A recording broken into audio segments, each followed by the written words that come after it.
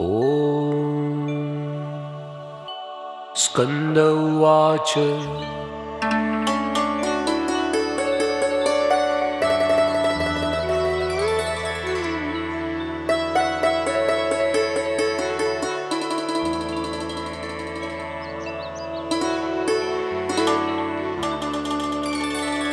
योगीश्वरो महासेनः कार्तिकेयोऽग्निनन्दनः स्कन्दः कुमारः सेनानिः स्वामी शङ्करसम्भवः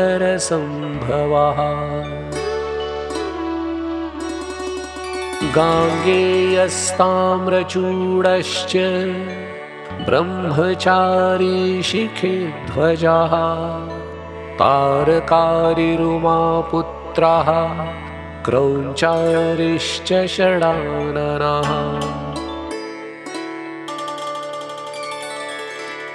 शब्दब्रह्मसमुद्रश्च सिद्धः सारस्वतो गुहः सनत्कुमारो भगवान् भोगमोक्षफलप्रदः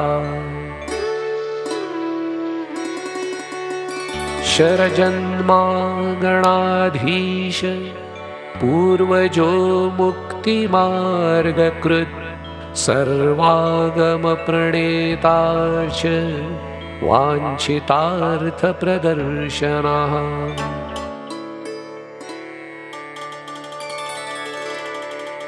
अष्टाविंशतिनामानि मदीयानीति यः पठेत् प्रत्यूषं श्रद्धया युक्तो मूको वाचस्पतिर्भवेत्।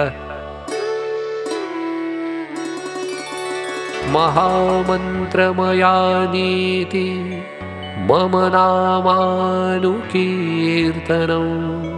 महाप्रज्ञामवाप्नोति नात्र कार्या विचारणा। इति श्रीरुद्रयामले प्रज्ञाविवर्धनाख्यं श्रीमत्कार्तिकेयस्तोत्रं सम्पूर्णम्।